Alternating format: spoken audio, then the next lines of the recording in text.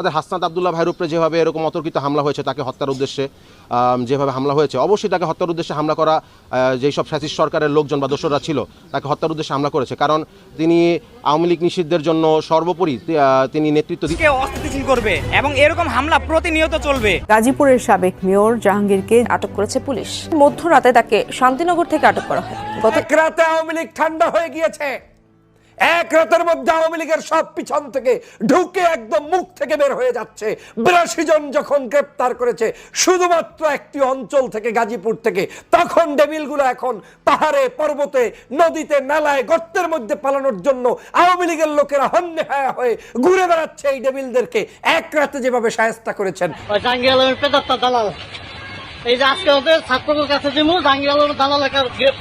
আসসালামু আলাইকুম দর্শক, গুরুত্বপূর্ণ কিছু ভিডিও আপনাদের মাঝে শেয়ার করব, যে ভিডিওগুলো দেখলে রীতিমতো অবাক হবেন। চাঞ্চল্যকর অবস্থা সৃষ্টি হয়েছে, দুনিয়া তুলপাড় সামাজিক যোগাযোগ মাধ্যমে ভাইরাল।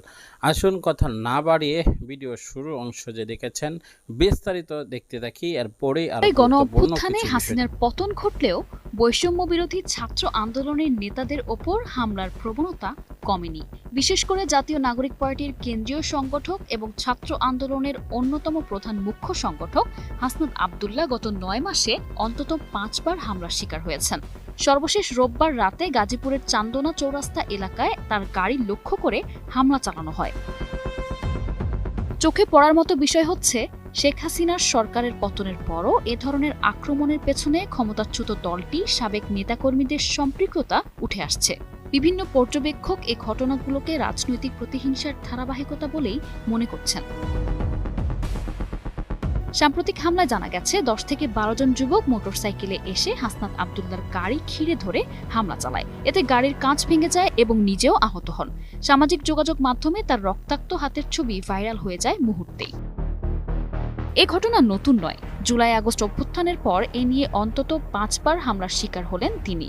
গত বছর 27 নভেম্বর চট্টগ্রাম কক্সবাজার মহাসড়কে তার গাড়ি বহরে ট্রাক চাপা দিয়ে হত্যা চেষ্টার অভিযোগ ওঠে। পুলিশ পরে একটি প্রাইভেট কার ক্ষতিগ্রস্ত হওয়ার কথা জানালেও সন্দেহ ঘনীভূত হয়, কারণ ওই সময় তিনি সহকর্মী সার্জিস আলমের সঙ্গে শহীদ আইনজীবী সাইফুল ইসলাম আলিফের কবর জিয়ারত শেষে বাড়ি ফিরছিলেন।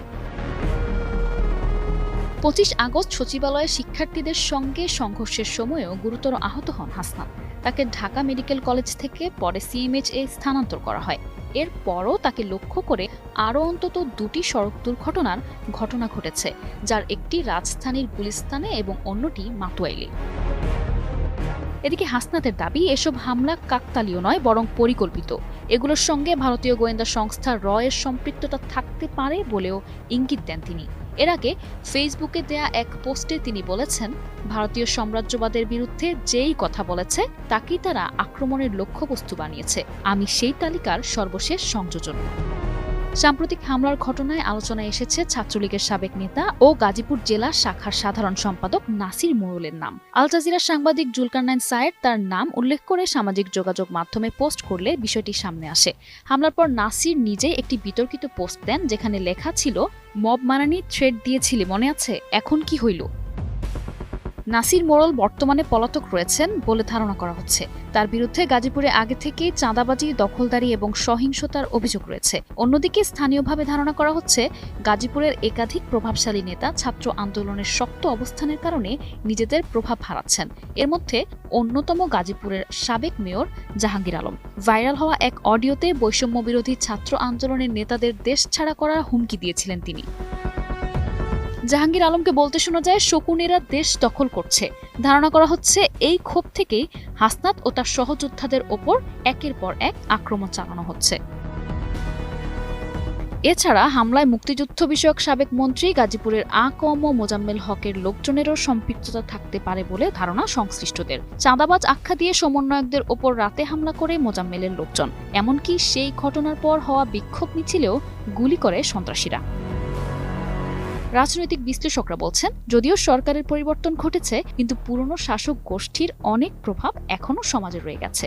নিরাপত্তার নিশ্চয়তা না থাকলে নতুন গণতন্ত্রের ভিত্তি দুর্বল। বেশ কিছু জায়গা থেকে আমি এরকম খবর পাচ্ছি যে সাধারণ মানুষদেরকে আটক করা হচ্ছে উইদাউট এভিডেন্স ছাড়া এবং সন্দেহভাজন, জাস্ট এটুকুই।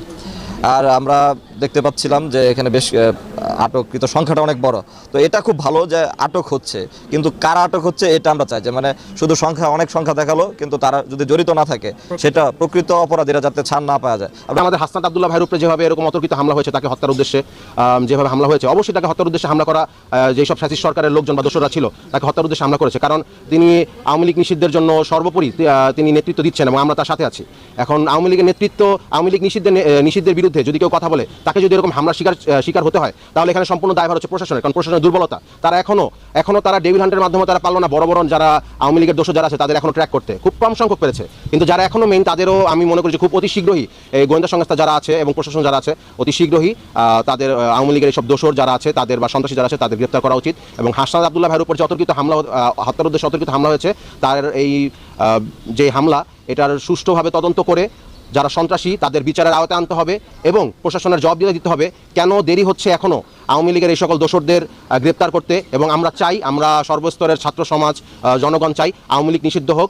কেন্দ্রীয় পর্যায় থেকে আমাদের সিনিয়র নেতৃবৃন্দ যারা আছেন তারা এই নাম তদন্তের মাধ্যমে বিভিন্ন গোয়েন্দা সংস্থার মাধ্যমে যাদেরকে পেয়েছেন তাদের নামগুলো এখানে দিয়েছেন। আমি এতটুকুই সুস্পষ্ট। এর মধ্যে এই পর্যন্ত সংখ্যা দাঁড়িয়েছে 100। অজ্ঞাত আরো বাড়তে পারে। গতকাল থেকে এ পর্যন্ত বেশ কিছু লোকজনকে বিভিন্ন জায়গা থেকে, বিভিন্ন অঞ্চল থেকে, বিভিন্ন প্লেসমেন্ট থেকে তুলে নিয়েছে প্রশাসন, তাদেরকে জিজ্ঞাসাবাদ করতেছে। সেই জিজ্ঞাসাবাদের প্রেক্ষিতে এখন পর্যন্ত আমাদের মামলা রেজিওর সংখ্যা দাঁড়িয়েছে 100। বাদবাকি যারা আছে সন্দেহভাজন, প্রশাসন তার জন্য উদ্গ্রীব আছেন, ওনারাই ব্যবস্থা নেবেন। আমরা তাদেরকে সর্বাত্মক সহযোগিতা করব। স্পেসিফিক এখানে কোনো প্রধান আসামি নেই, কিন্তু নির্দেশনা যারা দিতে পারেন। গতকালকে যাদেরকে আসামি হিসেবে ধরে নিয়ে আসা হয়েছে তাদেরকেই কোনো ভিডিওটি দেখলেন, বুঝতে পেরেছেন ভিডিও গুরুত্বপূর্ণ। দেশ এবং জাতির উদ্দেশ্য করে আমরা শুধু একটি কথাই বলতে চাই, বর্তমান সমসাময়িক বিষয়গুলা একত্র করলে আমরা স্পষ্ট বুঝি দেশ এবং ক্লান্তিলগ্ন আছে। বর্তমান জাতি একেবারে বিভ্রান্তির মধ্যে রয়েছে। দেশ এবং জাতি একেবারেই তারা নিয়ন্ত্রণার বাহিরে চলে যাচ্ছে। বর্তমানে প্রত্যেকটি বিষয় আপডেট টপিকগুলো যদি আমরা লক্ষ্য করি তাহলে দেখতে পারি দেশ অরাজকতা, অস্থিরতা, আইন শৃঙ্খলার অবনতি সব মিলে একটা হতাশাগ্রস্তের মধ্যে দিন পার হচ্ছে সকলেরই। প্রিয় দর্শক, এই সকল বিষয়গুলো থেকে আমাদের উত্তোলন হতে হবে। দেশকে আরও উন্নতশীল রাষ্ট্রের সাথে তাল মিলিয়ে চলার জন্য অগ্রসর হতে হবে। এই দাবি জানিয়ে আজকের মতো বিদায় নিচ্ছি। আসসালামু আলাইকুম রহমতুল্লাহ।